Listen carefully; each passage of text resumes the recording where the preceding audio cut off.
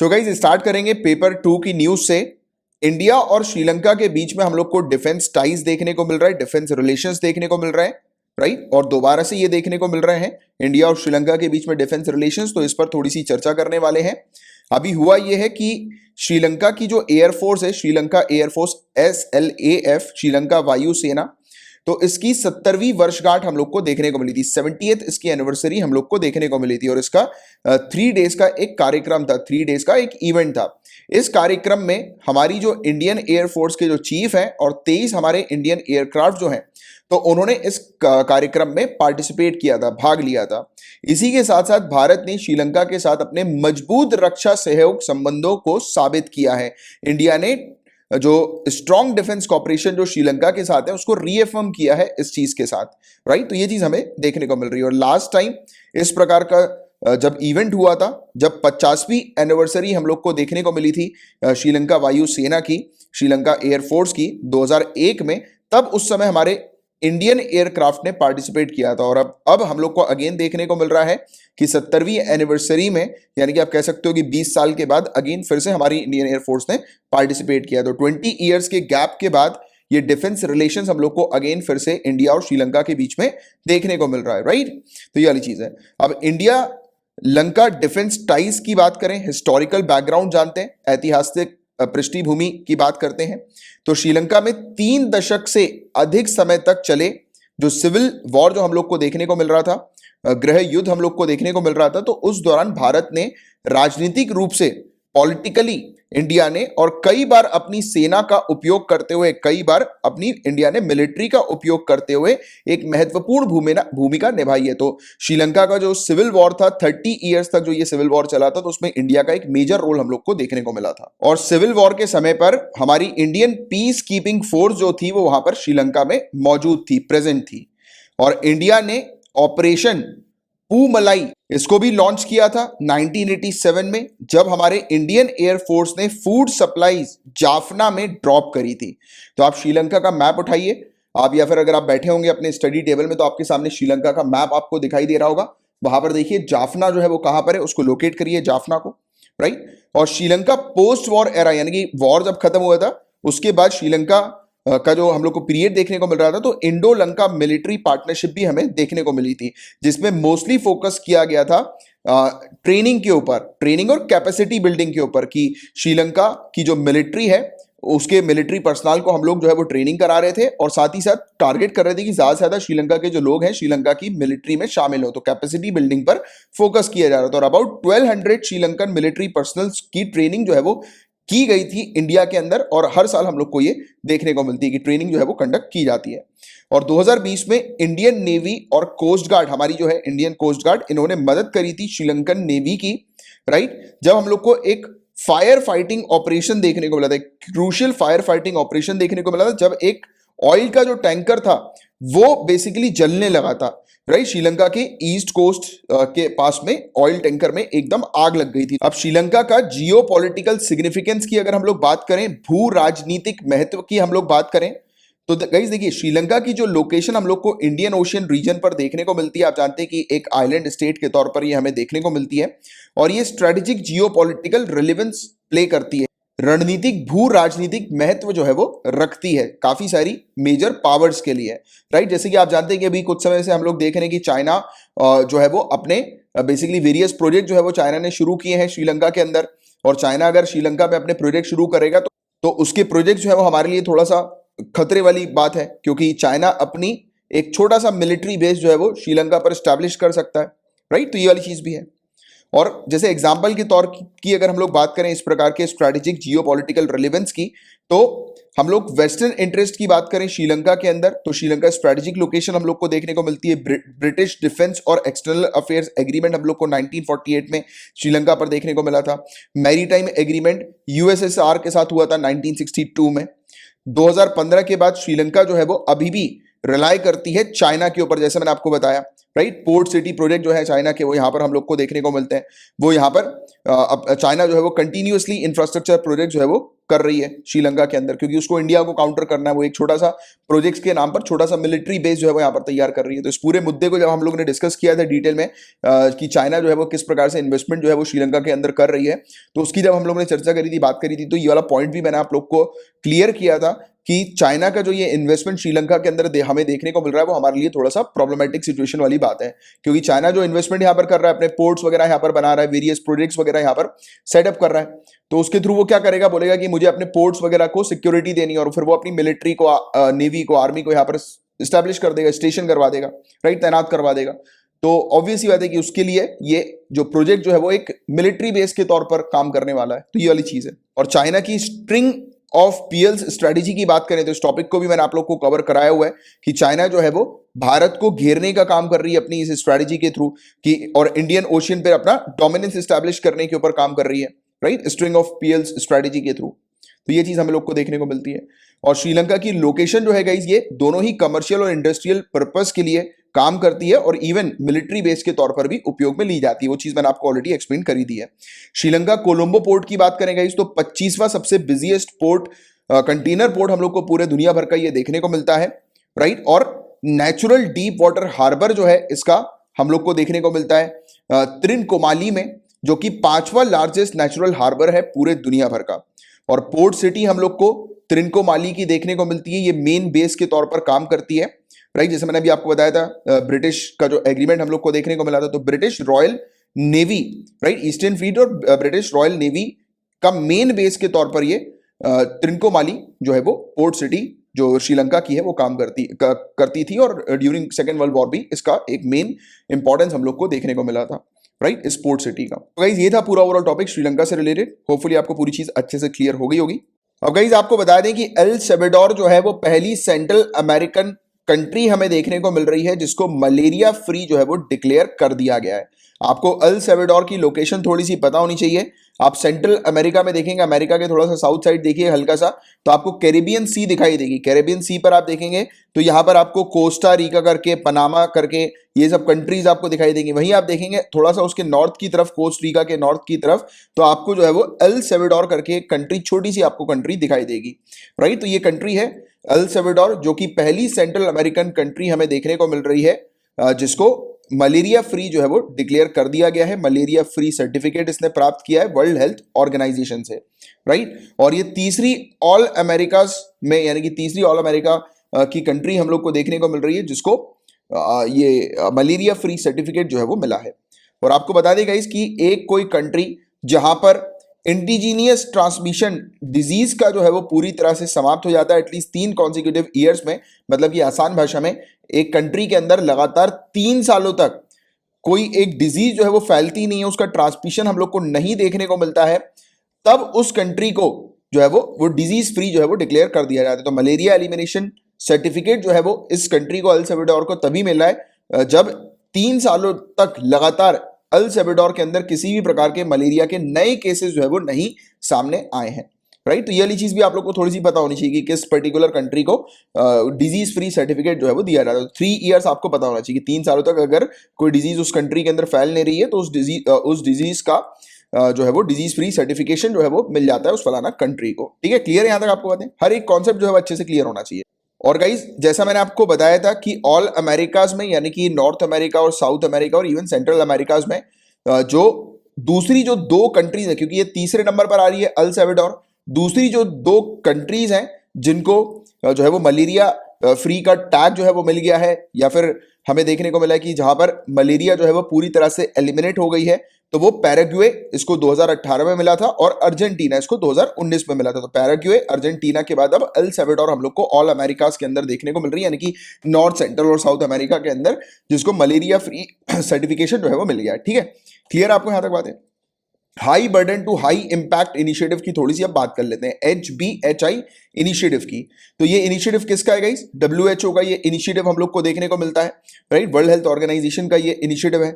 इसके through 11 high malaria burden countries जो है, इंक्लूडिंग इंडिया ऑल्सो, यानी कि 11 ऐसी कंट्रीज जहां पर सबसे ज्यादा केसेस मलेरिया के हम लोग को देखने को मिलते हैं, तो वहां से मलेरिया को एलिमिनेट करने का, उसको खत्म करने का जो है वो ये इनिशिएटिव है। तो याद रखना HBHI high burden to high impact initiative किसका है? WHO का है।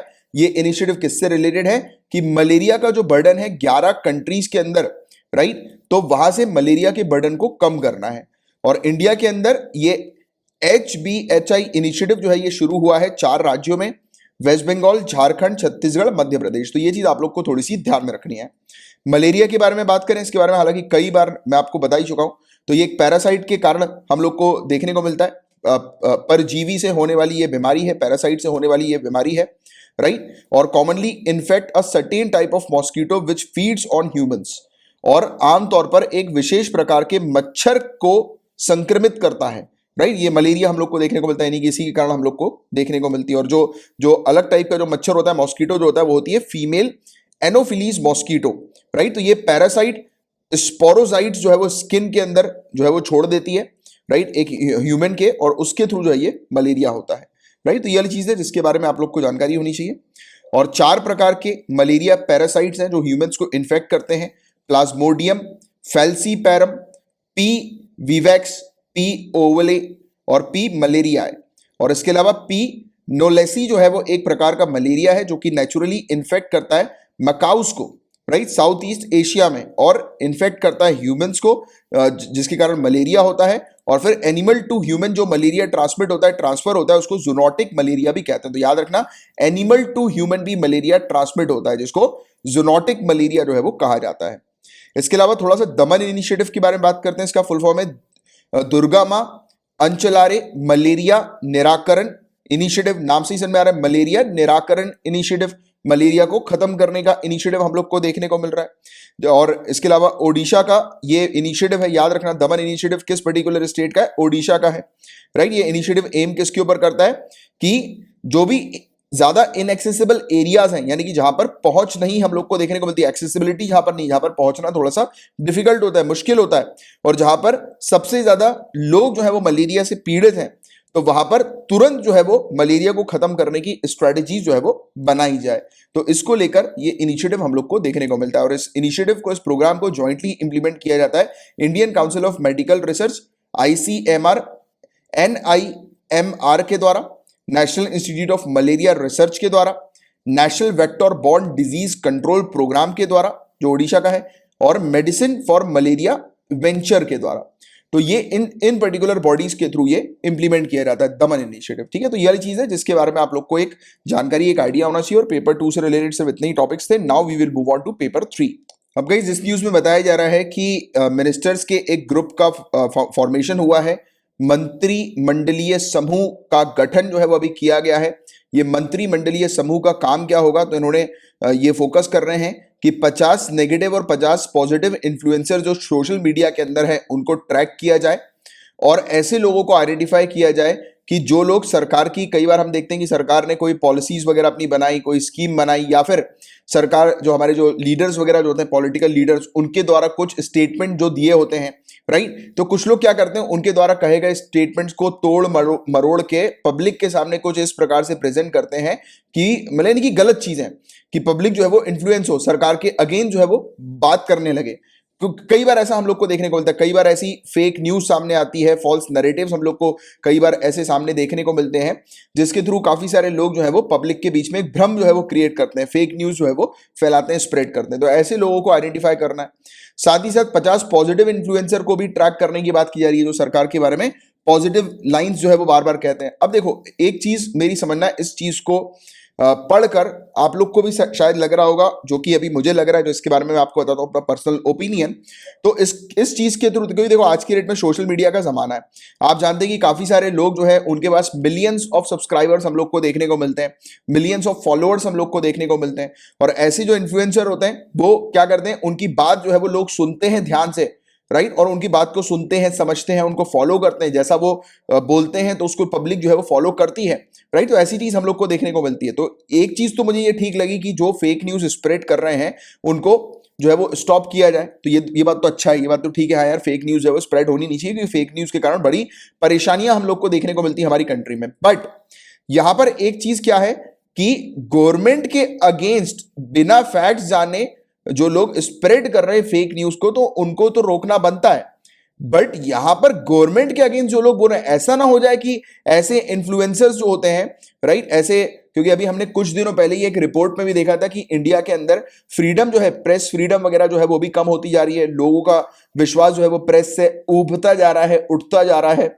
सरकार जो है वो वेरियस लोगों या फिर वेरियस मीडिया पर्सन जो है उनके ऊपर शिकंजा कस रही है, राइट, यानी कि उनको रोक रही है कि वो सरकार के अगेंस्ट ना बोले, राइट। ऐसी चीज आप अभी हमने 2-4 दिन 5 दिन पहले ही डिस्कस कर रही है इन सब चीजों के बारे में।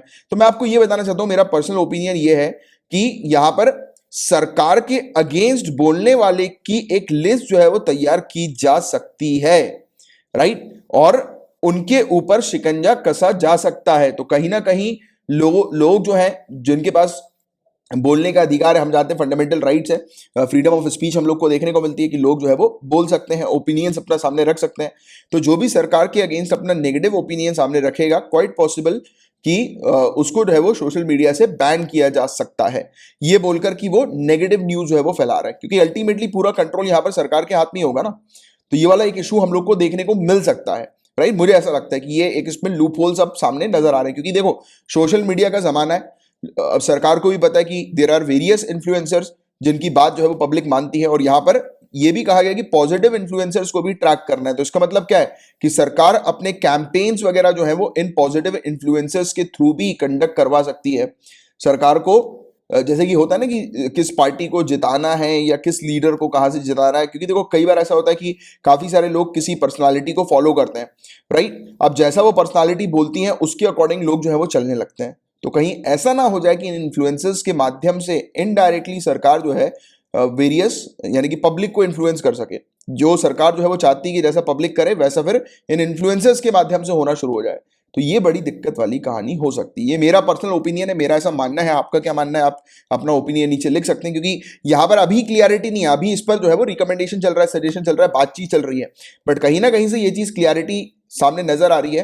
क्योंकि देखो आप सिविल सर्विसेज की तैयारी कर रहे हैं, आपके अंदर जो है वो एक मतलब ऑटोमेटिकली एक एनालिसिस वाली जो चीज है ना वो डेवलप होनी चाहिए कि अगर आप कोई चीज पढ़ रहे हो, क्योंकि कल को आप सिविल सर्वेंट बनोगे, क्योंकि और सिविल सर्विसेज का एग्जामिनेशन में आप जब आप मेंस लिखोगे तो मेनली वो ये जानना चाहते हैं, वो ये नहीं जानना चाहते कि अभी क्या चल रहा है। अभी क्या चल रहा है तो वो तो पता है कि वो सभी को पता है, जो भी प्रीलिम्स क्रैक करके आए हैं तो उनको पता होगा कि वो, क्योंकि वो अवेयर है कि प्रीलिम्स में उसकी जानकारी जो है वो मिल जाती है। क्योंकि जो इंसान जो है वो पढ़ता है, अच्छे से तैयारी करता है, अवेयरनेस रखता है, तो प्रीलिम्स को क्रैक कर जाता है। और उनको तो वही चाहिए सिविल सर्विसेज को, सिविल सर्विसेज का एग्जामिनेशन के अंदर उनको वही कैंडिडेट चाहिए जो आगे बढ़ने की क्षमता रख रहे हैं। अब देखो, अब प्रीलिम्स एग्जाम ऐसे ही हलवा तोड़ना है कि कोई भी जो है वो उसको क्रैक कर सकता है।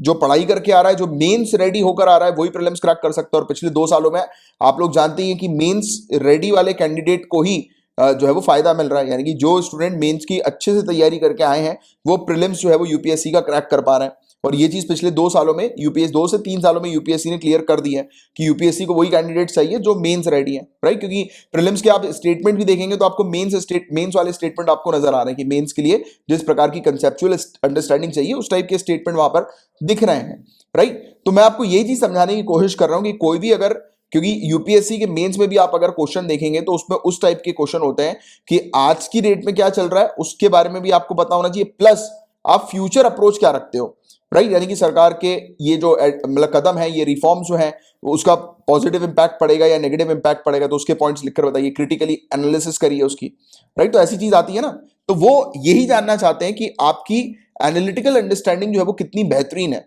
और आप आगे का कितने अच्छे से सोच सकते हैं। क्योंकि कल को आप जब सिविल सर्वेंट बनेंगे, ऑफिसर जब बनेंगे, तब आपको आज के लिए तो काम करना ही होगा, बट फ्यूचर को ध्यान में रखते हुए आज कदम उठाने होंगे, राइट। जैसे कि आप किसी डिस्ट्रिक्ट के कलेक्टर बनते हैं, तो जब आप कलेक्टर बन जाएंगे तब ऐसा तो नहीं है कि आज क्या हो रहा है उसी के अकॉर्डिंग आप काम करेंगे डे टू डे लाइफ में। आप तो ये भी काम करेंगे ना कि आज जो स्थिति कुछ खराब हुई है, जैसे आपको पता लगा कि यार कोई इशू जो है वो आपके डिस्ट्रिक्ट में हो गया है, अब आगे चल के वो इशू ना हो तो उसके लिए आपको पॉलिसीज बनानी होंगी, अलग टाइप के कदम जो है वो बनाने होंगे या सजेशन देने होंगे कि क्या चीज की जाए जिसके थ्रू, जैसे कि क्राइम आपकी डिस्ट्रिक्ट में जो है वो बहुत ज्यादा बढ़ रहा है, किसी एक स्पेसिफिक एरिया में क्राइम बढ़ रहा है, तो आप पहले पता लगाओगे कि उस क्राइम बढ़ने की क्या वजह है, फिर आप क्या काम करोगे कि आगे चल के ये क्राइम ना हो, तो आपको उसके लिए कुछ कदम जो है वो उठाने पड़ेंगे, है कि नहीं। तो फ्यूचरिस्टिक अप्रोच रखना बहुत ज्यादा जरूरी है। एनालिसिस और एनालिटिकल अंडरस्टैंडिंग इतनी बेहतरीन होनी चाहिए कि फ्यूचरिस्टिक अप्रोच जो है वो बिल्कुल सटीक रहे। तो इसलिए क्योंकि मैं आपको कई बार ये वाली प्रैक्टिस भी जो है वो करवाता हूं कि आप जो है वो थोड़ा सोचें, जैसे कि आज की डेट में सरकार जो है वो फैसला ले रही है इन सब चीजों के बारे में। सरकार ने जनरली सजेशन रखा है कि 50 नेगेटिव इन्फ्लुएंसर्स, अब कौन नेगेटिव है कौन पॉजिटिव है इसका फैसला कौन लेगा, that is a question mark, right. क्योंकि कई बार ये पॉसिबिलिटी भी हो सकती है कि जो इन्फ्लुएंसर है वो सरकार के अगेंस्ट जो है वो बात कर रहा है, इसका मतलब ये नहीं कि वो फेक न्यूज स्प्रेड कर रहा है। पॉसिबिलिटी ये भी हो सकती है ना कि यार वो तो सरकार के लूप होल्स को सबके सामने ओपनली जो है वो प्रस्तुत कर रहा है, राइट। अब सरकार अपने लूप होल्स को बोल दे कि ये फेक न्यूज जो है वो स्प्रेड कर रहा है, तो वो तो गलत हो जाएगा ना, राइट। वो तो बहुत बड़ी प्रॉब्लम आ जाएगी और इससे सीधे सीधे डेमोक्रेसी को एक बड़ा खतरा है कि नहीं। तो ये वाली चीज है। और दूसरी बात, पॉजिटिव इन्फ्लुएंसर्स को भी ट्रैक इसलिए करना है क्योंकि पॉसिबिलिटी ये हो सकती है कि सरकार के इन फ्यूचर सरकार अपने जितने भी कैंपेन्स वगैरह इनिशिएटिव्स वगैरह हैं इन इन्फ्लुएंसर्स के थ्रू जो है वो प्रमोट कराएगी। चलो ठीक है, सरकार अगर अपने कैंपेन्स वगैरह को प्रमोट करा रही है, कोई ऐसी चीजों को प्रमोट करा रही है जिससे कि जनता को मदद मिले, बेनिफिशरीज जो है उनकी सहायता हो, वेरियस स्कीम्स का लाभ जो है वो लोगों तक मिल सके, राइट। क्योंकि कई बार हम लोग देखते हैं कि काफी सारे लोग जो है वो न्यूज मीडिया चैनल उतना नहीं देखते होंगे जितना कि अपने जैसे कि कई बार होते हैं ना व्लॉगर्स वगैरह जो होते हैं उनको फॉलो करते हैं डेली बेसिस पर। क्योंकि आप देखते होंगे कि आज की डेट के जो बड़े बड़े जो व्लॉगर्स हैं डेली बेसिस पर डे टू डे लाइफ की जो अपने व्लॉग्स बनाते हैं उनके व्यूज जो है वो लाखों लाखों में चले जाते हैं, 10-10 लाख 15-15 लाख पर डे के व्यूज उनके होते हैं। तो इसके थ्रू सरकार ये भी कर सकती है, कदम उठा सकती है कि इन व्लॉगर्स के थ्रू, इन इन्फ्लुएंसर्स के थ्रू अपनी पॉलिसीज वगैरह प्रमोट कराई। चलो वो तो ठीक है, बट गलत चीज भी हो सकती है ना कि सरकार जो है वो जैसे कि वोट देने वाली कहानी, राइट, अपनी वोटिंग पॉलिटिकल पार्टीज की मैं बात करता हूं स्पेशली कि कहीं इलेक्शन हो रहा है तो किसको वोट देना चाहिए किसको नहीं देना चाहिए, तो इन्फ्लुएंसर्स के थ्रू ये वाली चीज भी की जा सकती है। क्योंकि कई बार हम लोग देखते हैं कि इन्फ्लुएंसर्स को लोग ब्लाइंडली फॉलो करते हैं। जैसे होता है ना कि आपका कोई फैन होगा, कोई स्टार वगैरह जो होगा, हीरो वगैरह या हीरोइन वगैरह, मूवी स्टार वगैरह, तो लोग उनको ब्लाइंडली फॉलो करते हैं कि कैसा उनका स्टाइल है, कैसा वो डे टू डे लाइफ में काम करते हैं। तो वैसे ही व्लॉगर्स का भी ऐसा होता जा रहा है कि काफी सारे लोग काफी सारे अपने अपने फेवरेट व्लॉगर्स को भी फॉलो करते हैं, राइट। वो जैसा बोलते हैं वैसा फिर वो करने लगते हैं। तो ये वाली चीज भी हो जाएगी, तो उसमें बड़ी गड़बड़ जो है वो आने वाले समय में हो सकती है। समझ पा रहे हो आप बातों को, मतलब उसकी अंडरस्टैंडिंग समझो आप कि कितना ये वाला जो इशू है वो कितना गंभीर जो है वो हो सकता है, राइट। इसके अलावा यहां पर बताया गया कि जो हमारी प्रसार भारती समाचार सेवा जो है उसको इनलार्ज करना है, उसको एक्सपेंड करना है, उसको मेन लाइन न्यूज एजेंसी में जो है वो लेकर आना है। तो ये रिकमेंडेशन, ये तो फिर भी ठीक है कि चलो ऑथेंटिक सोर्स जो है वो लोगों तक मिलेगा। मीडिया जो है वो घुमा फिरा के सरकार की पॉलिसीज जो है वो नहीं बताएगी, या फिर जो भी इस प्रकार के जो इश्यूज होते हैं तो वो ऑथेंटिक सोर्स के थ्रू हम लोग को देखने को लगेगा कि जो एक्चुअली जो सरकार करवाना चाहती है तो वो लोगों तक पहुंच जाए। क्योंकि कई बार ये वाला भी इशू हम लोग को देखने को मिलता है ना कि सरकार की कई बार प्लान्स और पॉलिसीज के बारे में सरकार खुद प्रॉपर तरीके से बताती नहीं है, राइट। प्लान पॉलिसी जो है या फिर कोई बिल वगैरह कानून वगैरह पास हो गया, उसके बारे में सरकार ने क्लियरली बताया नहीं कि वो प्लान पॉलिसी या बिल जो है वो किस चीज के लिए है, क्या है वो। क्योंकि ऐसे ही हम लोग को वो किसान के बिल्स में देखने को मिला था, किसान का जो कानून है, एग्रीकल्चरल लॉ जो है, जिससे रिलेटेड पूरा इशू हम लोग को दिल्ली में देखने को मिला था। अभी भी जो है वो इशू रिजॉल्व हुआ नहीं है, बड़ी स्थिति जो है वो अभी भी खराब है, उसका लोग किसान जो है वो विरोध कर रहे हैं। तो उसके पीछे ये वाली कहानी भी आई है कि सरकार ने प्रॉपर तरीके से वो किसान के जो बिल्स है, 3 बिल्स है, उनके बारे में एक्सप्लेनेशन नहीं दिया प्रॉपर तरीके से पब्लिक को। तो इसलिए फिर एक मिथ जो है वो क्रिएट होता जा रहा है, राइट। तो ये वाली चीज है। और इसके अलावा लॉन्ग टर्म स्ट्रेटजीज के अंदर बताया जा रहा है कि अब देखना, अब बहुत ध्यान से सुनना, स्कूल ऑफ जर्नलिज्म के साथ जो है वो सरकार कोऑर्डिनेट करने वाली है। मतलब कि आने वाले समय में फ्यूचर में जो जर्नलिस्ट जो है वो निकलेंगे तो वो किस प्रकार से उनका मोड ऑफ ऑपरेशन होना चाहिए। तो हो सकता है कि इस प्रकार के कोऑर्डिनेशन से सरकार का हस्तक्षेप से मतलब जो जर्नलिस्ट जो है वो सरकार के फेवर में बात करें, इस प्रकार की चीज भी जो है वो हो सकती है, क्वाइट पॉसिबल, राइट। क्योंकि लॉन्ग टर्म स्ट्रेटेजी जो है वो यही है कि स्कूल ऑफ जर्नलिज्म के साथ कोऑर्डिनेशन सरकार का हम लोग को देखने को मिल रहा है। तो हम लोग जो मीडिया को फोर्थ पिलर बोलते हैं, राइट, इंडिया का जो फोर्थ पिलर है वो मीडिया, हम लोग इसकी बात करते हैं। तो ये जो फोर्थ पिलर जो है वो तो लेजिस्लेचर के अंदर ही जा रहा है, पार्लियामेंट के अंदर ही जा रहा है, यानी कि गवर्नमेंट के अंदर अंदर चला जाएगा। तो फिर फोर्थ पिलर किस चीज का? 3 पिलर्स हम लोग को देखने को मिलते हैं, एग्जीक्यूटिव, जुडिशरी और लेजिस्लेटिव बॉडीज, राइट। और आप जानते हैं कि एग्जीक्यूटिव जो है वो लेजिस्लेटिव के अंडर ही हम लोग को देखने को मिलती है, क्योंकि लेजिस्लेचर के अंदर बिल्स वगैरह जो बनते हैं और उसको फिर लागू करना, इंप्लीमेंट करना, राइट, उससे रिलेटेड काम करना, तो एग्जीक्यूटिव बॉडीज का जो है वो काम हम लोग को देखने को मिलता है, राइट। तो हम लोग एक प्रकार से कह सकते हैं कि लेजिस्लेटिव, एग्जीक्यूटिव और जुडिशरी हम लोग को देखने को मिलती है। फिर फोर्थ पिलर जो है वो मीडिया उसको कहा जाता है, तो इसको भी इसी के साथ अटैच किया जा रहा है। तो ये वाला एक इशू हो गया, राइट, जो कि अभी तक इंडिपेंडेंट हम लोग को मीडिया प्लेटफॉर्म्स देखने को मिलता था। और अभी भी इशू हमने कुछ दिनों पहले भी इसी प्रकार के डिस्कस किए कि मीडिया भी जो है, जैसे बोलते हैं ना गोदी मीडिया करके बहुत ज्यादा चल रहा है आज की डेट में, कि जैसा सरकार बोल रही है वैसा। देखो, मैं किसी पॉलिटिकल पार्टी के ना अगेंस्ट हूं ना फेवर करता हूं। मैं जो चीज रहती है क्लियर, जो चीज न्यूज में आ रही होती है, तो उसके बारे में मैं आपको एनालिसिस करके प्रोवाइड कराता हूं। यहाँ पर नीचे कोई कमेंट वमेंट करके मत लिखो कि मैं किसी का फेवर कर रहा हूं या किसी के अगेंस्ट हूं, राइट। तो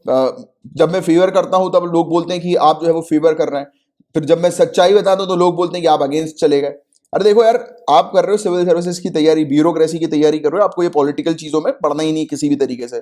और जो भी स्टूडेंट पॉलिटिकल चीजों में पढ़ रहा है, मैं तो मानूंगा ही नहीं कि वो सिविल सर्विसेज की तैयारी कर रहा है या कर रही है, राइट। सिंपली जो चीज है उसकी अंडरस्टैंडिंग आपको एक न्यूट्रल तरीके से रखनी है। इवन आपके एग्जाम के आंसर्स में भी आपको जो आंसर्स लिखने वो न्यूट्रल होने चाहिए, वो पॉलिटिकली इंक्लाइंड या डिक्लाइंड नहीं होने चाहिए, राइट। आंसर्स आपके कि अब ना पॉलिटिक्स के फेवर में बात करो ना उसके अगेंस्ट बात करो, न्यूट्रल रहो। जो चीज है उसके बारे में आप बात करो मेनली, राइट। तो यहां पर जैसे ही हम देखेंगे इस प्रकार की जो चीज सामने आ रही है मीडिया से रिलेटेड और सोशल मीडिया के इन्फ्लुएंसर से रिलेटेड, तो कहीं ना कहीं जो अप्रोच जो है वो गवर्नमेंट की, मैं ये नहीं कह रहा कि यही अप्रोच होगी, मैं ये कह रहा हूं कि ये हो सकता है।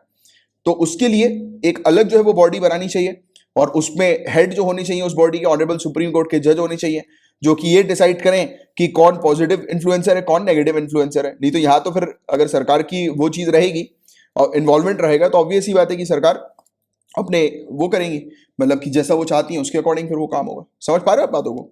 तो गंभीरता को समझना बहुत ज्यादा जरूरी है टॉपिक से रिलेटेड। होपफुली आपको एक अच्छी अंडरस्टैंडिंग इस चीज से रिलेटेड हुई होगी कि ये टॉपिक जो है वो थोड़ा सा ज्यादा इंपॉर्टेंट है। इससे रिलेटेड मेंस में भी चर्चाएं हो सकती है, इवन आपके जो पर्सनालिटी टेस्ट होता है जिसको आप इंटरव्यू बोलते हो तो उसमें भी हो सकती है, राइट। तो आपको एक अच्छी कंसेप्ट क्लियरिटी होनी चाहिए एज एन ऑफिसर लाइफ, ठीक है।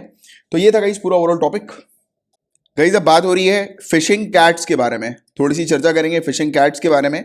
तो पहला हम लोग को सर्वे देखने को मिल रहा है फिशिंग कैट्स का, मछली पकड़ने वाली बिल्ली का, राइट। पहला सर्वे हम लोग को देखने को मिल रहा है। एशिया की जो सबसे बड़ी ब्रैकिश वाटर लगून जो हम लोग को देखने को मिलती है, एशिया की सबसे बड़ी खारे पानी की लगून जो है, जो चिलिका लेक जो है, जो कि ओडिशा में है, उसके आसपास के इलाकों में 1 मार्च 2021 से शुरू हुआ है पहला सर्वे फिशिंग कैट्स का। तो याद रखना, फिशिंग कैट का पहला सर्वे ओडिशा की चिलिका लेक में हम लोग को देखने को मिला। और चिलिका लेक कहां पर है, ये क्वेश्चन आ जाए तो ओडिशा आपको याद रखना है। और अगर पूछा है कि एशिया की बिगेस्ट ब्रैकिश वाटर लगून कौन सी है, तो चिलिका लेक आप लोग को पता होनी चाहिए, ठीक है। और फिशिंग कैट जो है गाइस, ये almost twice the size of the house cat हम लोग को देखने को मिलती है। यानी कि ये जो बिल्लियां हैं ये आकार में घरेलू बिल्लियों से लगभग 2 गुनी होती है। हमारे घर के आसपास जो बिल्लियां घूमती नहीं रहती हैं, तो उनसे 2 गुनी बड़ी ये बिल्ली होती है फिशिंग कैट्स, राइट। और बताया जा रहा है कि they are generally found in marshy wetland. Marshy wetland जो है नॉर्थ और नॉर्थ ईस्टर्न इंडिया की, तो वहां पर ये जनरली पाई जाती हैं। ये जो मतलब ईस्ट कोस्ट की जो मैंग्रूव्स हैं वहां पर ये हम लोग को देखने को मिलती है, ठीक है। और IUCN की रेड लिस्ट में ये वल्नरेबल कैटेगरी में ये बिल्लियां हम लोग को नजर आ रही हैं। गाइस अब चर्चा करेंगे वेल शार्क के बारे में। तो वेल शार्क की बात करते हैं। Largest living species of fish है ये, मछलियों की सबसे बड़ी जीवित प्रजाति है ये वेल शार्क। और IUCN की रेड लिस्ट में, यानी कि international union for conservation of nature की रेड लिस्ट के अंदर ये एंडेंजर्ड की कैटेगरी में हम लोग को देखने को मिलती है। वाइल्ड लाइफ प्रोटेक्शन एक्ट के तहत इसको संरक्षण हासिल है, राइट। और वेल शार्क जो है इसका लाइफ स्पैन 130 वर्ष के लगभग हम लोग को देखने को मिलता है। इसकी जो आयु होती है, लाइफ जो होती है 130 ईयर्स के आसपास की हम लोग को देखने को मिलती है। और इसकी बॉडी पे डॉट्स जो होते हैं ना, डॉट्स, मोटे मोटे डॉट्स जो है वो इसकी बॉडी पर हम लोग को देखने को मिलते हैं। यूनिक पैटर्न जो है वो डॉट्स का इसकी बॉडी पर बना रहता है, राइट। और इसकी अगर लेंथ की बात करें, कितनी लंबाई इसकी होती है, 10 मीटर तक की लेंथ इसकी होती है और 20 टन के आसपास इसका वेट होता है। 20 टन समझ रहे हो, 1 टन 1000 किलो होता है, 20 टन अंदाजा लगा लो, राइट। तो ये चीज़ यहाँ पर बताई जा रही है। इसके अलावा ये कहाँ पर ज़्यादातर पाई जाती है, तो ये जितने भी ट्रॉपिकल ओशियंस होते हैं पूरे दुनिया भर में, वहाँ पर ये वेल शार्क्स पाई जाती हैं। और वेल शार्क्स जो है गाइज ये इंडिया के कोस्ट के आसपास भी हम लोग को देखने को मिलती है। हमारे भारत का जो समुद्री तट है उसके आसपास भी ये पाई जाती है, राइट, वेल शार्क। गाइज अब बात हो रही है पोचमपल्ली इक्कत के बारे में। तो ये क्या है, इसकी थोड़ी सी बात करते हैं। तो पोचमपल्ली इक्कत अगर आ जाए एग्जाम में, तो आपको ध्यान में मेनली ये चीज रखनी कि एक पारंपरिक बुनाई तकनीक है जिसमें रंगे धागों को ऊपर नीचे बुनकर पहाड़ जैसी आकृतियां बनाई जाती है। और पोचमपल्ली इक्कत जो है गाइज ये दोहरे इक्कत शैली का उपयोग करता है। कपड़ों का जो रंग वगैरह जो होता है उसको प्राकृतिक स्रोतों से प्राप्त किया जाता है, यानी कि नेचुरल तरीके से रंग जो है वो बनाया जाता है। और निजाम जो है गाइस हैदराबाद के निजाम के समय पर पोचमपल्ली इकत जो है गाइस उसको बर्मा यानी कि म्यांमार और वेस्ट एशिया और ईस्ट अफ्रीका में जो है वो निर्यात किया जाता था। तो एक्सपोर्ट किया जाता था ये वाला पोचमपल्ली इकत को निजाम के समय पर Myanmar, West Asia, East Africa में एक्सपोर्ट किया जाता था, राइट। और जहां उन्हें एशियाई रुमाल के रूप में जाना जाता था, तो एशियाई रुमाल्स के रूप में ये पोचमपल्ली इकत को जो है वो जाना जाता था बाहर दूसरी कंट्री में। और इकत शब्द की हम लोग बात करें गाइस तो मलय इंडोनेशिया एक्सप्रेशन है ये एक प्रकार का, मांगी कत से लिया गया है। और मांगी कत का जो अर्थ है वो है गांठ या हवा को बांधना होता है, यानी कि इसका अर्थ जो होता है वो गांठ या फिर हवा को बांधना, राइट। तो ये चीज हम लोग को इसकी देखने को मिलती है। और अभी रिसेंटली इसको जोग्राफिकल इंडिकेशन का टैग जो है वो मिला है। और ऐसा कहा जाता है कि इन साड़ियों की जो बुनाई प्रक्रिया जो होती है उसकी जो शिल्प कला जो होती है उसको चिराला गांव से पोचमपल्ली जो है वो लाया गया था। तो ये वाली चीज है जिसके बारे में बस आपको एक बेसिक फैक्ट, बेसिक आइडिया जो है वो होना चाहिए। गाइस अब चर्चा करेंगे रेड सैंडर्स के बारे में। लाल चंदन, रक्त चंदन या रेड सैंडर के नाम से ये पेड़ जो है वो जाना जाता है। तो रक्त चंदन क्या है? ये एक प्रकार का पेड़ हम लोग को देखने को मिलता है, राइट। रक्त चंदन या रेड सैंडर, इसका साइंटिफिक नेम जो है वो है टेरोकार्पस सेंटेलिनियस, राइट। और बताया जाता है कि इसमें मेडिसिनल प्रॉपर्टीज है, चिकित्सीय गुण इसके हम लोग को देखने को मिलते हैं, थेरापेटिक्स प्रॉपर्टीज की है। और रंग के लिए ये जाना जाता है, राइट। और ये जो वृक्ष है ये आंध्र प्रदेश के काफी सारे डिस्ट्रिक्ट्स में, जिलों में, केरल, तमिलनाडु, कर्नाटका के कुछ हिस्सों में पाया जाता है। CITES के अपेंडिक्स सेकंड के अंदर इसको कंजर्वेशन जो है वो हासिल है। इसको लिस्ट किया हुआ है 1995 में। और 2014 से इसके एक्सपोर्ट को बैन कर दिया था, फिर बाद में जाकर 2019 में, अभी रिसेंट पास्ट में, directorate general of foreign trade इन्होंने इसके एक्सपोर्ट की पॉलिसी को रिवाइज किया और परमिशन दी कि इसका एक्सपोर्ट जो है वो किया जा सकता है, रेड सेंडर एक्सपोर्ट किए जा सकते हैं। बट शर्त सिर्फ ये है कि वो अगर कल्टीवेटेड लैंड पर, यानी कि कृषि भूमि पर अगर वो उगाया जाएगा तब उसके बाद उसको अनुमति दी जा सकती है निर्यात करने की, एक्सपोर्ट करने की। तो ये वाली बात है। और यूजुअल तौर पर रेड सेंडर जो है वो रॉकी, डिग्रेडेड और फैलो लैंड्स पर उगते हैं। इसको लाल मिट्टी की आवश्यकता होती है उगने के लिए, रेड सॉइल की आवश्यकता होती है। और हॉट और ड्राई क्लाइमेट पर ये उगते हैं, राइट, रेड सेंडर, राइट। यानी कि ये जो पेड़ जो होता है वो हम लोग को लाल मिट्टी में और हॉट और ड्राई क्लाइमेट पर देखने को मिलता है। तो ये कुछ बेसिक से फैक्ट्स हैं इससे रिलेटेड जिसकी आपको जानकारी होनी चाहिए। और IUCN की रेड लिस्ट के अंदर ये नियर थ्रेटेंड की स्थिति में हम लोग को देखने को मिलता है, near threatened from earlier endangered species. तो एंडेंजर्ड से नियर थ्रेटेंड की स्थिति में ये हम लोग को देखने को मिलता है। अब बात करेंगे SFDR टेक्नोलॉजी के बारे में, solid fuelled ducted ramjet technology के बारे में चर्चा करने वाले हैं। इसका सक्सेसफुल टेस्ट जो है वो किया जा चुका है DRDO के द्वारा, Defence Research and Development Organisation के द्वारा।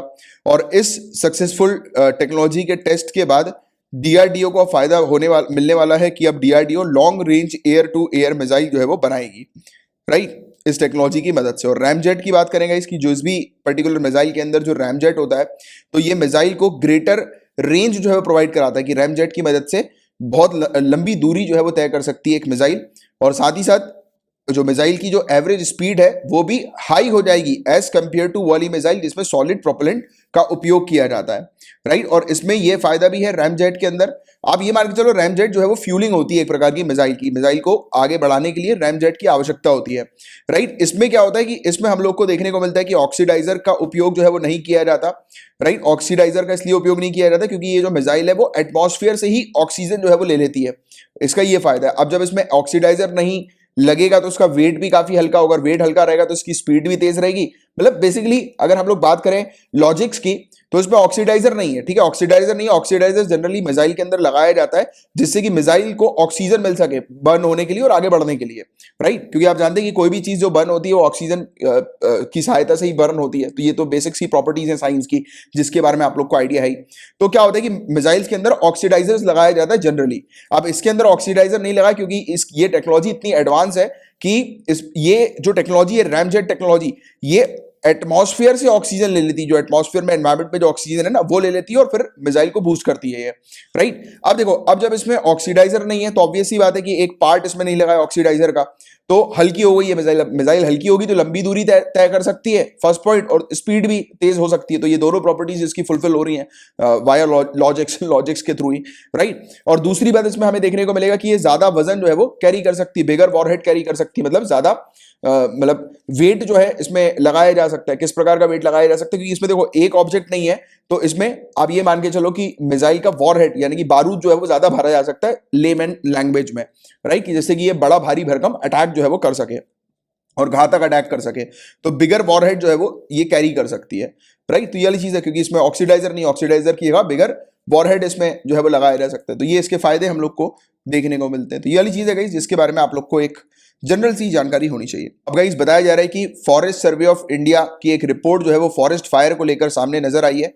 और आपको बता दें गाइस कि पिछला साल जो था वहां पर हम लोग को बहुत ज्यादा, पिछला साल भी और इवन अगर हम लोग चर्चा करें 2017 के बाद से, तो बहुत ज्यादा फॉरेस्ट फायर के इंसिडेंसेस जो है वो रिकॉर्ड किए गए। तो फॉरेस्ट सर्वे ऑफ इंडिया ने रिलीज करी है एक रिपोर्ट, और ये रिपोर्ट जो है वो हमारी कंट्री में फॉरेस्ट फायर से रिलेटेड बताई जा रही है।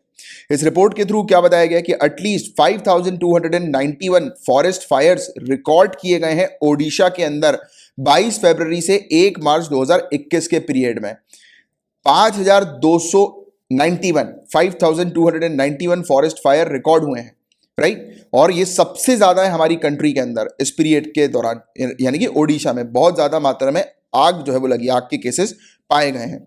Collection of mahua flowers and kendu leaves, practice of shifting cultivation and grazing in rain forest are some of the reasons for forest fire in Odisha। Odisha के अंदर फॉरेस्ट फायर के ये रीजन बताए गए कि महुआ फूल जो है उसको कलेक्ट कर लिया गया, राइट, केंदू पत्ता जो है उसको कलेक्ट किया गया, शिफ्टिंग कल्टीवेशन की प्रैक्टिस भी हम लोग को देखने को मिली, राइट, और फॉरेस्ट एरिया में ग्रेजिंग हुई, राइट। तो वो भी एक फैक्टर हम लोग को बताया जा रहा है कि जिसके कारणवश आग जो है वो लगी है। तो ये चीज यहां पर बताई गई है। इसके अलावा तेलंगाना सेकंड हाईएस्ट फायर के तौर पर हम लोग को देखने को मिल रही है कि हमारी कंट्री में तेलंगाना में दूसरे नंबर पर है ओडिशा के बाद आग के मामले में।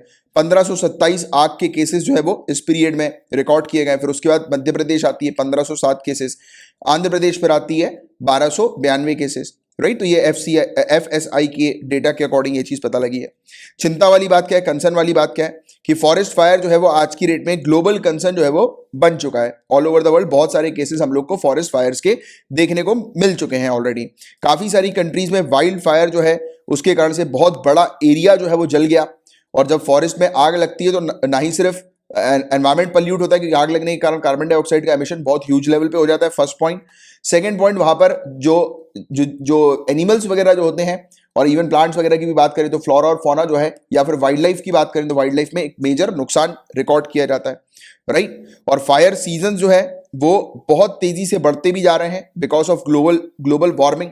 आज की डेट में टेम्परेचर लेवल इंक्रीज हो रहा है, तो उस कारणवश भी इस प्रकार के फॉरेस्ट फायर के केसेस इंसिडेंट जो है वो बहुत तेजी से बढ़ते हुए हम लोग को नजर आ रहे हैं। और पूरे दुनिया भर में फॉरेस्ट फायर के कारण मैंने आपको बताया था कि कार्बन डाइऑक्साइड का एमिशन जो है वो बिलियंस ऑफ टन्स के तौर पर रिलीज हुआ है। तो ये चीज यहां पर बताई गई कि एटमॉस्फेयर में CO2 का एमिशन जो है वो बहुत ज्यादा मात्रा में रिलीज हुआ है।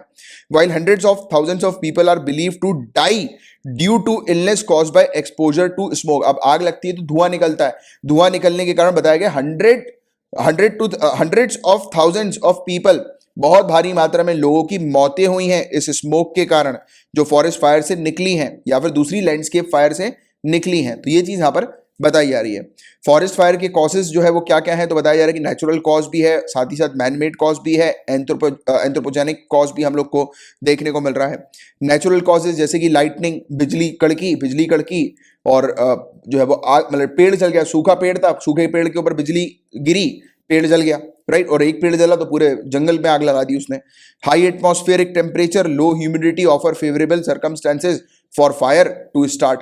कई केसेस हम लोग को इस प्रकार के भी देखने को मिलते हैं, जैसे कि सूखा है, ठीक है, आपने वो पता है ना आप लोगों को कि पहले के समय पे अर्ली मैन्स क्या किया करते थे, सूखी लकड़ी को आपस में रब करके आग लगाया करते थे। ये वाली बात पता है कि नहीं पता? स्टार्टिंग में ही पढ़ी होगी आपने NCERT में, बेसिक्स में, और इवन जनरली पता होगा जैसे पत्थर को रब करके स्ट्राइक करके जो है वो आग लगा दी जाती थी ना, वैसे लकड़ी को भी स्ट्राइक करके आग लगाई जाती है। आपको पता होगा कि उससे फ्रिक्शन जनरेट होता है और स्पार्किंग हो जाती है।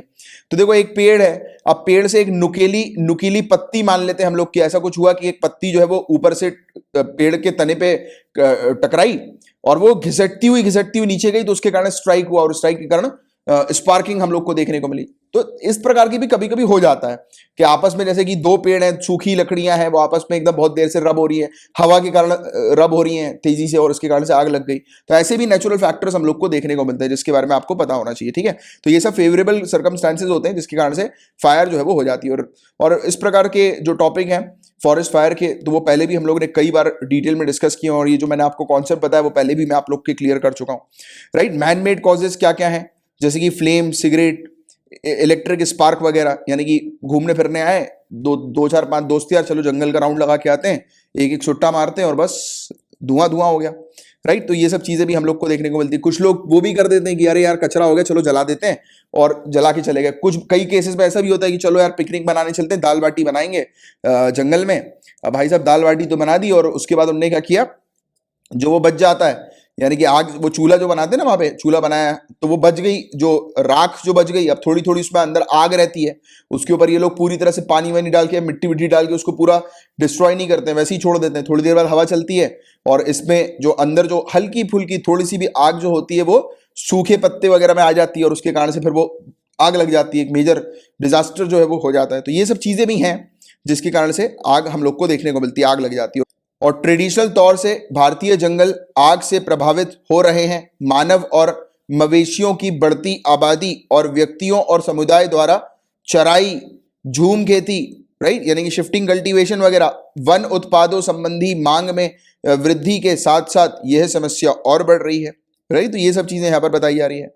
तो इसके कारण से ये सब केसेस हम लोग को देखने को मिल रहा है। उसके अलावा high temperature, wind speed, direction, level of moisture soil में जो होता है और एटमॉस्फेयर में जो होता है, राइट। तो ये सब भी ऐसे फैक्टर्स हैं जिसके कारण से फॉरेस्ट फायर जो है वो इंटेंसिफाई हो जाती है, बढ़ जाती है। वही सब चीज़ें जो मैंने भी आपको थोड़ी देर पहले समझा रहा था।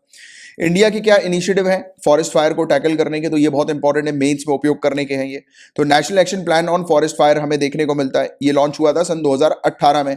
फोकस किया जाता है कि फॉरेस्ट फायर को मिनिमाइज करना है। अब कैसे मिनिमाइज करना है इसकी बात करें तो इन्फॉर्मिंग के थ्रू लोगों को बताया जाए, जानकारी दी जाए।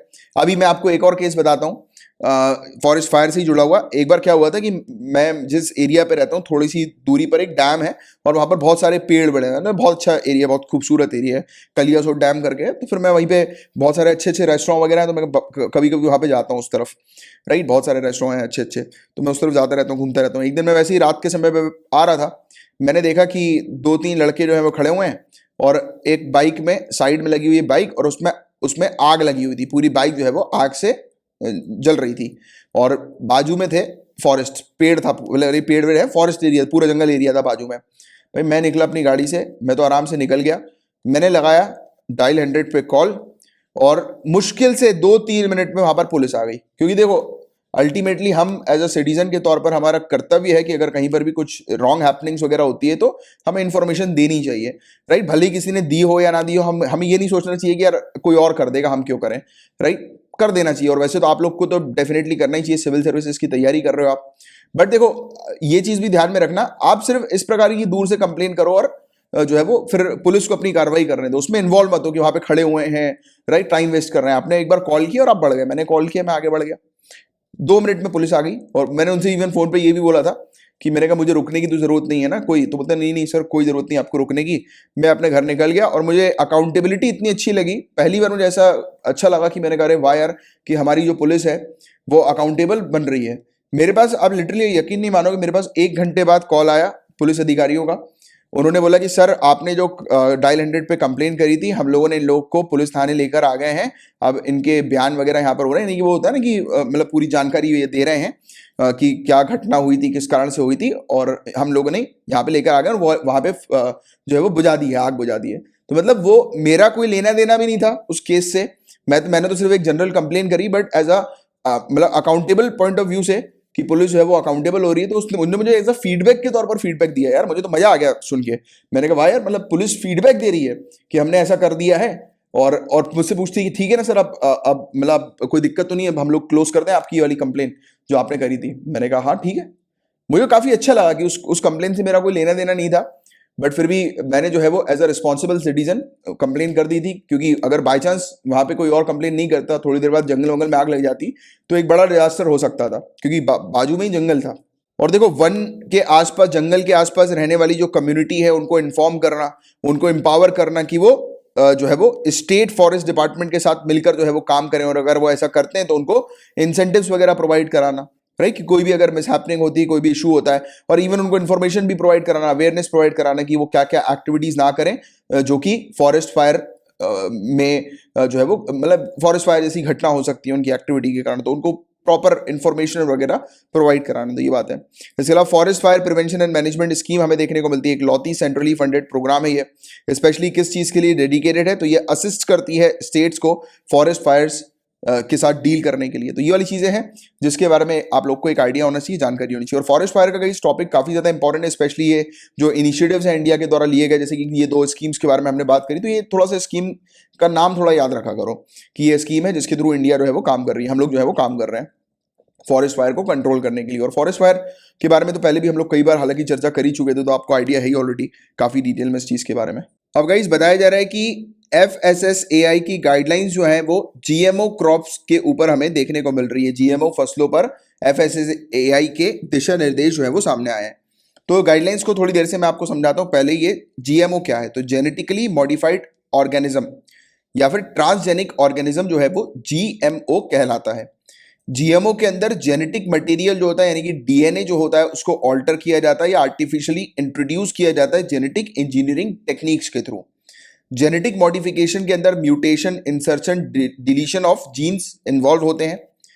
जीन को जब इंसर्ट किया जाता है तो यूजुअली जो जो जीन जो इंसर्ट किया जाता है वो दूसरे ऑर्गेनिज्म का होता है। जैसे कि बीटी कॉटन के अंदर बीटी जीन जो है वो बैक्टीरियम बैसिलस थुरिंजेनेसिस के थ्रू जो है वो इंड्यूस किया गया, उसमें शामिल किया गया कॉटन के अंदर, राइट। और जेनेटिक मॉडिफिकेशन जो है वो तब होता है जब एक नया डिजायरेबल ट्रेड जो है वो क्रिएट किया जाता है, यानी कि जीन को मॉडिफाई करके एक नया ट्रेड जो है वो तैयार किया जाता है, जो कि यूजुअली नेचुरली जो है वो स्पीसीज में नहीं आ पाता, राइट। अब ये है क्या, मैंने इतनी चीज आपको बता दी, बट आपको समझ में आया नहीं होगा, बहुत कम चीजें जो है वो आपको क्लियर हुई होगी। अब मैं आपको लेमन भाषा में, आसान भाषा में जो है वो सिंपल तौर पर आपको चीजों को समझाता हूं, ठीक है। जैसे कि ये हरा कलर का पेड़ है, अब इसके जो बीज होंगे फाइनली जब गिरेंगे तो ये जो दूसरे पेड़ जो बनेंगे इसके, तो वो हरे कलर के ही बनेंगे, है ना, क्योंकि इसकी प्रॉपर्टी पेरेंट जो है वो हरे कलर का है, तो बच्चे भी जो है वो हरे कलर के ही बनेंगे, राइट। तो ये वाली चीज आपको पता ही है, राइट, हम लोग को ये चीज देखने को मिलती है। और जैसे कि मान लो साइंटिस्ट रिसर्चर चाहते हैं कि ये जो पेड़ है, इस पेड़ के अंदर प्रॉपर्टी जो है वो लाल पेड़ की भी आ जाए, राइट। हरे पेड़ के अंदर प्रॉपर्टी जो है वो लाल पेड़ की भी आ जाए, तो क्या करेंगे साइंटिस्ट रिसर्चर, लाल पेड़ की के जो जीन्स हैं और हरे पेड़ के जो जीन्स हैं उसको इकट्ठा करेंगे, ठीक है। और उसको जब ये इकट्ठा करेंगे एक साथ जो है वो मतलब लैब्स के अंदर इसको जब बनाएंगे, तैयार करेंगे, तो जो पेड़ बन के आएगा, जो पेड़ जो बनेगा वो कौन सा पेड़ होगा, ये पेड़ जो होगा वो इसमें प्रॉपर्टी जो होगी वो हरे कलर की भी होगी, और इस पेड़ में प्रॉपर्टी भी जो होगी वो लाल कलर की भी होगी। तो आधा हरा आधा लाल कलर का ये पेड़ जो है वो बनकर नजर आ जाएगा। और मैंने आपको पहले भी बताया हुआ है कि एक इंडिविजुअल की बॉडी के अंदर जो डीएनए जो होता है, राइट, डीएनए उसका जो सेट होता है जिसको हम लोग क्या बोलते हैं, जीनोम, GENOME, जीनोम, डीएनए के कंप्लीट सेट को, वो डीएनए वाली वो चीज आपने देखी होगी ना, जो डीएनए हम लोग को देखने को मिलता है, राइट, जो डीएनए हमें देखने को मिलता है, ये आपने देखा होगा डीएनए, राइट। तो ये जो डीएनए हमें देखने को मिलता है, तो ये जो डीएनए होते हैं ना, इसमें एक इंडिविजुअल की पूरी हर एक चीज, सर के बाल से लेकर पैर के नाखून तक की हर एक प्रॉपर्टी जो होती है वो एक डीएनए के अंदर शामिल होती है। ये मैं आपको पहले भी कई बार बता चुका हूं कि सर के बाल से लेकर पैर के नाखून तक की पूरी प्रॉपर्टीज जो होती हैं एक इंडिविजुअल की डीएनए के अंदर हम लोग को देखने को मिलती है। तो साइंटिस्ट रिसर्चर इसी डीएनए से जो है वो खेलते हैं। मतलब जैसे कि मान के चलो कि साइंटिस्ट रिसर्चर को चाहिए कि एक पिग है, ठीक है, एक पिग है, एक पिग की प्रॉपर्टी जो है वो ह्यूमन में आ जाए। जैसे कि ह्यूमन का जो मुंह है, फेस जो है वो एक पिग के फेस की तरह जो है वो बन जाए, एक ह्यूमन का फेस, राइट। तो क्या ऐसा पॉसिबल हो सकता है कि एक ह्यूमन के फेस को पिग के फेस की तरह बना दिया जाए और फिर उसके जो बच्चे होंगे वो पिग फेस वाले बच्चे ही होंगे, राइट। तो क्या पॉसिबल है, आप बताओ। हंसी आ रही होगी आपको, बट मैं आपको बता रहा हूं पॉसिबल है और ये हो चुका है।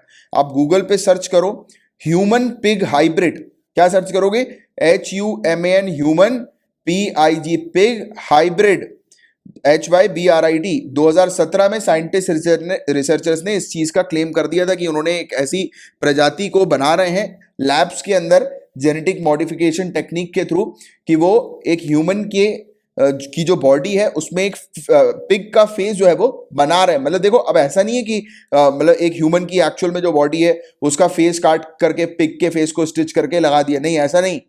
एक्चुअल यानी कि स्टार्टिंग इनिशियल पीरियड से, जैसे कि एक छोटा बच्चा होता है वो जन्म लेता है फिर वो धीरे धीरे करके ग्रो करता है ना, उस स्टेज की यहां पर बात हो रही है। तो अब अगर एक ह्यूमन जो होगा उसका जो फेस होगा वो पिग के फेस का बन जाएगा, अगर मैं मान लेता हूं राइट, एक ह्यूमन का फेस पिग के फेस का अगर बन गया तो ऑब्वियस ही बात है कि जब ये रिप्रोड्यूस करेगा तो इसकी जो बेबीज होंगे वो भी पिग फेस वाले बेबीज ही हम लोग को देखने को मिलेंगे, है कि नहीं। तो इस प्रकार की चीजें साइंटिस्ट रिसर्चर कर सकते हैं, आज की डेट में ये सब चीजें पॉसिबल है राइट। चमत्कार है ये एक प्रकार का, और ये जेनेटिकली मॉडिफाइड ऑर्गेनिज्म के थ्रू होता है।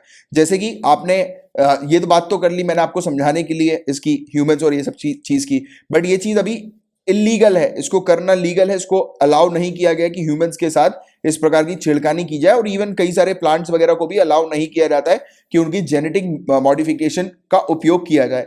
उसके साइड इफेक्ट सबसे बड़े ये हम लोग को देखने को मिलते हैं इसमें साइड इफेक्ट जो होते हैं कि देखो आज की रेट में तो आपने, जैसे कि मैं आपको प्लांट का भी एक एग्जांपल दे देता हूं तो आपको और अच्छे से क्लियर हो जाए, जब मैंने अभी दिया भी था शायद। तो जैसे कि एक पेड़ है, अब हरा कलर का पेड़ है, या फिर मैं बोल देता हूं कि ये वाला जो इस प्लांट में जो फल निकलते हैं वो काफी मीठे होते हैं, ठीक है। अब साइंटिस्ट रिसर्चर चाह रहे हैं कि यार ऐसे मतलब और मीठे होते हैं और इस पे चींटियां लग जाती हैं, ठीक है, इसमें बहुत जल्दी चींटियां लग जाती हैं राइट, जिसके कारण से बड़ी तकलीफ होती है कि ये मतलब पेड़ पौधा जो है या इसका जो फ्रूट है वो खराब हो जाता है क्योंकि इसमें जल्दी चींटी लग जाती है, ठीक है, ऐसा मैं मान लेता हूं अभी आपको समझाने के लिए।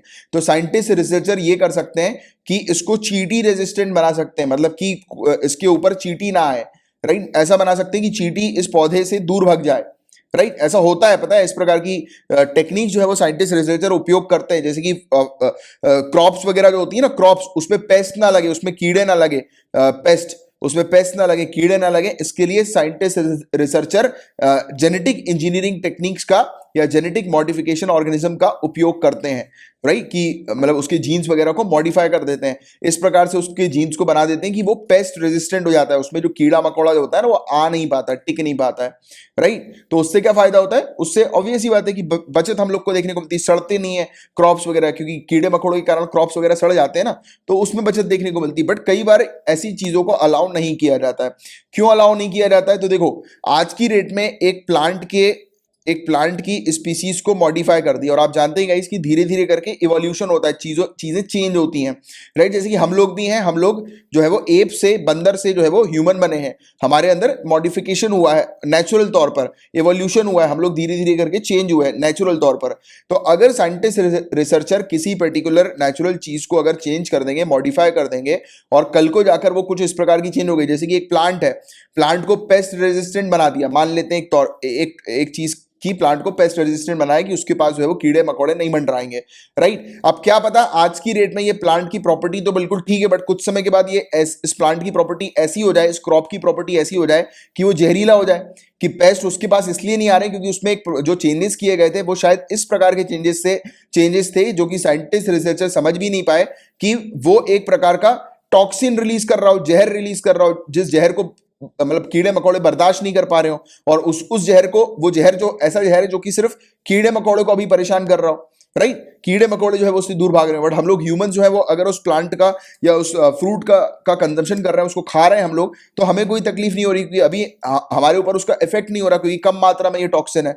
बट अगर समय बीता, 101 साल हो गए, 101 साल के बाद ये अगर प्लांट जो है वो एक जहरीले प्लांट के तौर पर बन गया, अपने आप मॉडिफाई हो गया, एक जहरीला प्लांट बन गया, और आसपास के पूरे प्लांट्स को अगर इसने खत्म कर दिया राइट, मार दिया, तो क्या होगा, पूरी जो प्लांट्स जो है वो पूरे के पूरे खत्म हो जाएंगे। एक एरिया पर जो है वो हम लोग को देखने को मिलेगा कि क्या पता मिट्टी खराब कर दे उस एरिया की, और इस तरीके से खराब करे कि वो फिर दोबारा से ठीक ना हो ऐसा भी हो सकता है ना कि नेचुरल चीजें किसी प्रकार के जो है वो टॉक्सिन्स वगैरह रिलीज कर सकती हैं। तो ये सब कुछ तर्क हैं जिसके तौर पर अलाउ नहीं किया जाता कि ये जेनेटिकली मॉडिफाइड क्रॉप्स वगैरह जो है वो हम लोग उसको ज्यादा प्रमोट करें और उस पर ज्यादा काम करें, क्योंकि अभी तक पता नहीं है ना कि ये लॉन्ग टर्म में किस प्रकार से इसके साइड इफेक्ट हम लोग को देखने को मिलेंगे, क्योंकि ज्यादा समय तो नहीं हुआ इस टेक्निक का उपयोग करते हुए, राइट। और अभी जो उपयोग जो किया जा रहा है वो भी बहुत सोच समझ के लिमिटेड तौर पर किया जाता है, राइट। और उसके भी साइड इफेक्ट हैं, जिन जिन क्रॉप्स को भी अलाउ भी किया गया तो उसमें भी डर है कि आगे चल के अगर कोई दिक्कत हो गई कि ये नेचुरली इवोल्यूशन हो गया या कुछ चेंजेस होगा इसमें, तो इसका नुकसान जो है वो बहुत भारी भरकम हो सकता है। समझ पा रहे हो बातों को?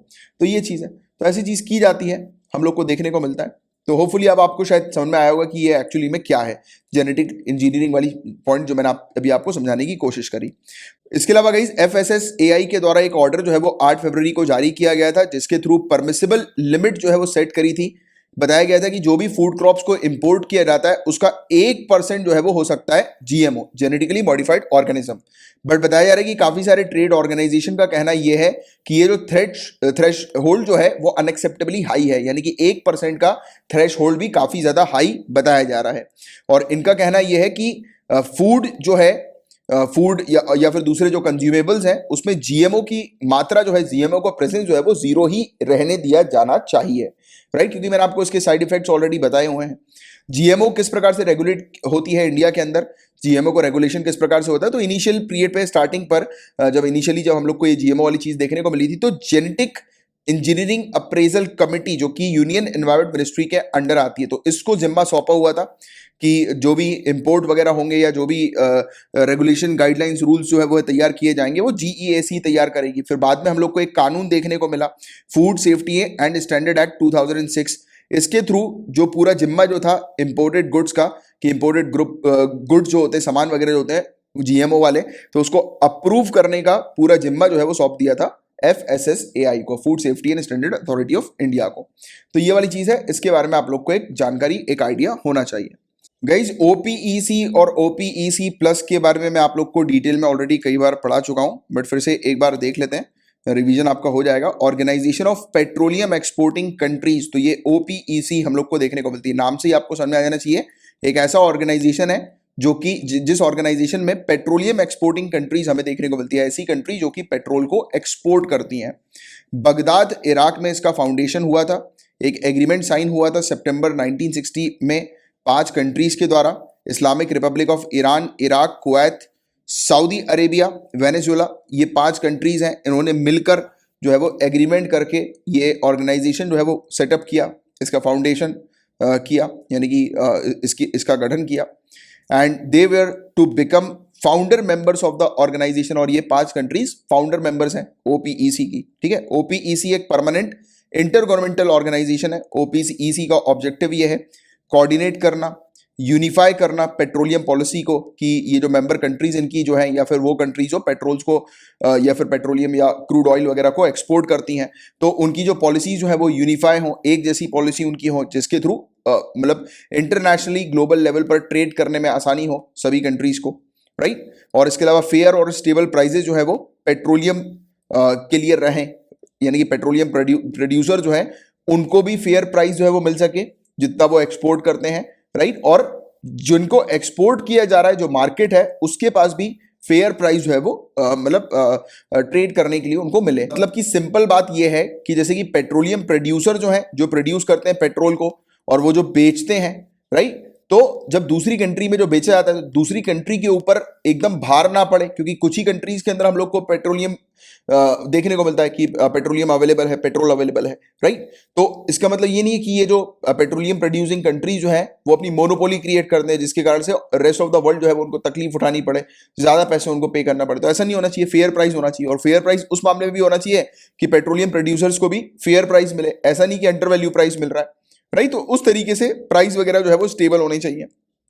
एफिशिएंट इकोनॉमिक और रेगुलर सप्लाई जो है वो पेट्रोलियम का होना चाहिए कंज्यूमिंग नेशंस के लिए, राइट, कि किसी के लिए सप्लाई बंद नहीं करना और अनइवन प्रैक्टिस जो है वो नहीं करना, कि जो पेट्रोलियम प्रोड्यूसर जो कंट्रीज हैं, राइट, तो उनके जो फ्रेंडली स्टेट्स है, फ्रेंडली कंट्रीज है, उन्हीं को वो पेट्रोल प्रोवाइड कराएंगे, दूसरों को नहीं प्रोवाइड कराएंगे। तो इस प्रकार की भी चीज़ नहीं होनी चाहिए, पूरी चीज़ फेयर होनी चाहिए। तो इसको मेंटेन किया जाता है इस प्रकार के ऑर्गेनाइजेशन के थ्रू, ओपीईसी के थ्रू, तो ये सब चीजों को मेंटेन करने के ऊपर काम करते हैं। इसका हेडक्वार्टर वीना ऑस्ट्रिया में हम लोग को देखने को मिलता है। ओपीईसी की मेंबरशिप जो है वो किसी भी कंट्री के लिए ओपन है जो कि ऑयल को एक्सपोर्ट करती है और जो अपने मतलब इस ऑर्गेनाइजेशन के आइडियल्स जो है उसको ध्यान में रखते हुए कार्य करती है। संगठन के जो आदर्श हैं उसको साझा करती है, यानी कि जो प्रिंसिपल्स हैं, जैसे मैंने अभी आपको बताया, फेयर प्राइस जो है वो होना चाहिए, राइट। सभी की पॉलिसी जो होनी चाहिए वो यूनिफाई होनी चाहिए, एक जैसी पॉलिसी होनी चाहिए, जैसे कि इंटरनेशनल मार्केट में कोई इशू ना हो, राइट, किसी भी तरीके का पेट्रोलियम के ट्रेड में, राइट। तो ये चीज यहां पर बताई जा रही है। ओपीईसी के बारे में हमने जान लिया। अब ओपीईसी प्लस क्या है इसकी बात करते हैं। तो कच्चे तेल का उत्पादन करने वाले देशों का एक गठबंधन है ये, यानी कि जो भी कंट्री क्रूड ऑयल वगैरह को प्रोड्यूस करती है उसका गठबंधन है, यानी कि सेम एज ओपीईसी। और ये जो गठबंधन है ये 2017 से तेल बाजारों में की जाने वाली आपूर्ति में सुधार कर रहा है, राइट। तो ये बेसिकली जो सप्लाई वगैरह जो होते हैं ऑयल के, तो उसमें जो इश्यूज हैं उसको करेक्ट करने के ऊपर फोकस करता है। ओपीईसी प्लस कंट्रीज के अंदर Azerbaijan, Bahrain, Bruny, Kazakhstan, Malaysia, Mexico, Oman, Russia, south Sudan और सूडान हम लोग को देखने को मिलते हैं, राइट, ओपीईसी प्लस के मेंबर्स के तौर पर। और अभी ये टॉपिक न्यूज में हम लोग को क्यों देखने को मिला है तो इस पर चर्चा करें। तो अभी हाल ही में ओपेक प्लस देशों द्वारा अप्रैल महीने में आपूर्ति वृद्धि नहीं करने पर सहमति व्यक्त की गई है। इन्होंने बोला है कि ये अपने सप्लाई को इंक्रीज नहीं करेंगे, राइट, यानी कि ऑल ओवर द वर्ल्ड जो है वो अभी पेट्रोलियम का सप्लाई जो है ये प्रोवाइड नहीं करेंगे। और पेट्रोलियम निर्यातक देशों का यह समूह कोविड-19 महामारी के दौरान मांग में महत्वपूर्ण वृद्धि होने की प्रतीक्षा कर रहा है, ये सोच रहा है, यानी कि जो ऑर्गेनाइजेशन है ओपीईसी प्लस, इसका कहना यह है कि जब तक अच्छी डिमांड नहीं रहती तब तक ये अपने सप्लाई को जो है वो कंटिन्यू नहीं करेंगे, यानी कि जैसे पहले जो डिमांड थी पेट्रोलियम की वो स्टेबल नहीं हो जाती है, राइट, जब तक जो है वो ये अपने सप्लाई को जो है वो नहीं प्रोवाइड कराएंगे। और इस घोषणा के बाद कच्चे तेल की कीमतों में वृद्धि हुई है, क्योंकि इन्होंने सप्लाई के लिए मना किया ना कि अभी अपने सप्लाई को नहीं बढ़ाएंगे। अब देखो, आप सिंपल सा रूल होता है डिमांड और सप्लाई का, जहां सप्लाई नहीं है डिमांड ज्यादा है वहां प्राइजेस बढ़ने हैं, जहां डिमांड कम है सप्लाई ज्यादा है वहां प्राइजेस घटने हैं। अभी हमने क्या बोला, इन्होंने बोला कि ये सप्लाई नहीं करेंगे, राइट, सप्लाई कम है और डिमांड पेट्रोलियम की तो आप जानते हैं कि रहती ही है, तो क्या हो रहा है, प्राइजेस तो बढ़ना पक्का ही पक्का है। तो इसलिए बताया गया है कि क्रूड ऑयल के प्राइसेस जो है, कच्चे तेल के प्राइसेस जो है उसमें 33% वृद्धि जो है वो हुई है। और भारत के लिए चिंता वाली बात क्या है, तो भारत दुनिया का तीसरा सबसे बड़ा तेल आयात देश हम लोग को देखने को मिलता है, राइट, यानी कि हम लोग ऑयल को इंपोर्ट करते हैं, थर्ड बिगेस्ट ऑयल इंपोर्टर है हम लोग पूरे दुनिया भर में। भारत अपने तेल का लगभग 84% इंपोर्ट करता है, जितना भी ऑयल हमारे पास आता है उसका 84% हम लोग इंपोर्ट करवाते हैं, इंपोर्ट के ऊपर डिपेंडेंट है 84%। और अपनी मांग के थ्री फिफ्थ हिस्से को पूरा करने के लिए पश्चिम एशियाई आपूर्ति पर निर्भर हम लोग को इंडिया देखने को मिलता है। वेस्ट एशियन सप्लाईज के ऊपर इंडिया डिपेंडेंट है अपने 3/5 डिमांड की, यानी कि इंडिया की 3/5 डिमांड को फुलफिल करता है वेस्ट एशियन सप्लाईज वगैरह, राइट। तो ये चीज हम लोग को यहाँ पर देखने को मिल रही है। और अभी प्राइस जो है वो इंक्रीज भी हुए हैं इंटरनेशनल मार्केट पे क्रूड ऑयल के प्राइस। बट आपको बता देंगे कि जिस हिसाब से इंडिया में क्रूड ऑयल के प्राइस जो है वो इंक्रीज हुए हैं, यानी कि सॉरी पेट्रोलियम के प्राइस जो, यानी कि पेट्रोल और डीजल के प्राइस जो हमारे इंडिया में जिस हिसाब से इंक्रीज हुए हैं और उस समय पर इंक्रीज हुए जिस समय पर इंटरनेशनल प्राइसेस जो है वो कम है, राइट, उतने नहीं है जितने की इंडिया में हम लोग को देखने को मिले। और इस पर मैंने ऑलरेडी एक डिटेल में आप लोग को एक्सप्लेन किया हुआ है, राइट, कि इंडिया के अंदर इशू हम लोग को क्यों देखने को मिल रहा है। जैसे कि अगर आप मेरे ख्याल से शायद पिछले महीने हम लोगों ने काफी डिटेल में इस टॉपिक के बारे में डिस्कशन किया था कि इंटरनेशनल मार्केट में तेल की प्राइसेस जो है वो कम है, बट देन टू उसके इंडिया के अंदर तेल की प्राइसेस में बढ़ोतरी हम लोग को क्यों देखने को मिल रही है। तो सिंपल सा आंसर गाइस ये है कि हम लोगों ने उसके ऊपर टैक्सेस वगैरह, वैट वगैरह जो है वो लगा के रखा हुआ है, राइट, और बहुत ज्यादा लगा के रखा हुआ है, राइट, जिसके कारण से क्योंकि सरकार को रेवेन्यू जनरेट करना है और सरकार ने सोचा कि ये पेट्रोलियम के थ्रू जो है ये रेवेन्यू जनरेट कर सकती है, क्योंकि सरकार ने सोचा कि यार इंटरनेशनल मार्केट में प्राइस कम है तो क्यों ना हम लोग प्राइस को थोड़ा सा यहाँ पर बढ़ा दें, जिससे कि जो सरकार के जो अभी कोविड-19 के दौरान जो लॉसेज हुए हैं, रेवेन्यू जो उनको नहीं मिला है, तो सोच रहे हैं कि पेट्रोलियम के थ्रू जो है वो रेवेन्यू जनरेट कर सकें। तो ऐसे तर्क जो है वो हम लोग को देखने को मिले हैं एक्सपर्ट्स वगैरह के थ्रू, जिसके बारे में मैंने आपको ऑलरेडी पहले भी एक्सप्लेन किया हुआ था। और इंडिया जो है one of the largest crude consuming country है। और इंडिया किस चीज के ऊपर चिंतित है कि इस प्रकार के एक्शन प्रोड्यूसिंग कंट्रीज की तरफ से इनके पास पोटेंशियल है, इस प्रकार के एक्शन के पास कि ये कंजम्पशन लेड रिकवरी को अंडरमाइन कर सकते हैं, राइट। यानी कि जो लोगों की जो डिमांड जो है वो वापस आ रही थी, कि लोग जो वापस से कंज्यूम करने पर फोकस कर रहे थे, राइट, जो डिमांड उठ रही थी वो डिमांड वापस से बैठ जाएगी, क्योंकि ऑब्वियस ही बात है कि सप्लाई अगर कम होगा, सप्लाई अगर हम लोग को लिमिटेड देखने को मिलेगा तो प्राइस इंक्रीज होंगे, प्राइस इंक्रीज होंगे तो जो हिम्मत कर रहे थे कंज्यूमर दोबारा से उठने की, राइट, दोबारा से डिमांड क्रिएट करने की, कंज्यूम करने की चीजों को, तो वो उनकी हिम्मत जो है वो वापस से बैठ जाएगी। तो यही वाली चीज यहाँ पर बताई जा रही है, कंजम्पशन लेड रिकवरी जो है वो अंडरमाइन होगी, राइट, कि जो कंजम्पशन मतलब कि डिमांड, राइट, कि जो डिमांड जो अभी हम लोग बढ़ाने के ऊपर फोकस कर रहे हैं कि लोग जो है वो कंज्यूम करें, सामान वगैरह को परचेज करें, और जब अगर सप्लाई नहीं होगा और उसके कारण प्राइस वगैरह जब बढ़ जाएंगे तो डिमांड जो उठ रही थी वो वापस से बैठ जाएगी।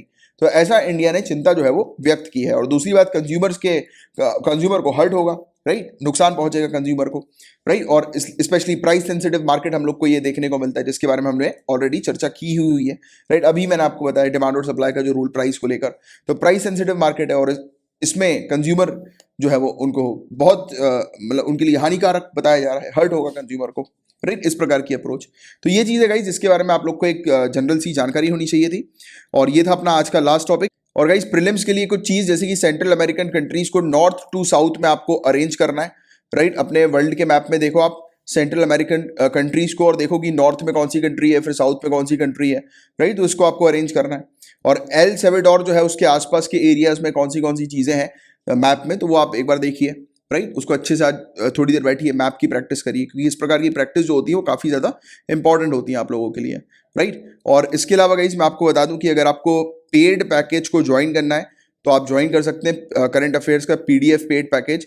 मात्र 100 रुपीज़ पर मंथ की फीस में आपको डेली लेक्चर्स की PDF मिलती है, आपको हैंडआउट्स नोट्स प्रोवाइड किए जाते हैं डेली रिवीजन के लिए, और वीकली रिवीजन के लिए आपको वीकली कंपाइलेशन प्रोवाइड किया जाता है, और मंथली मैगजीन आपको प्रोवाइड की जाती है। मात्र 100 रुपीज़ पर मंथ की फीस में ये पूरी चीज़ आपको मिलती है। और इससे रिलेटेड अगर आपको कुछ जानकारी चाहिए तो 9713282838 मेरा नंबर है, अपने मोबाइल में सेव कर लीजिए। व्हाट्सएप के थ्रू, टेलीग्राम के थ्रू या SMS के थ्रू आप मुझसे कॉन्टैक्ट करके जानकारी ले सकते हैं, जो भी आपको जानकारी चाहिए। विदिन 24 आवर्स मेरा रिप्लाई आपके पास आ जाएगा, ठीक है। तो चलो फिर अब हम लोग मिलेंगे कल की क्लास में, तब तक के लिए bye bye, take care, have a great day ahead, Tata.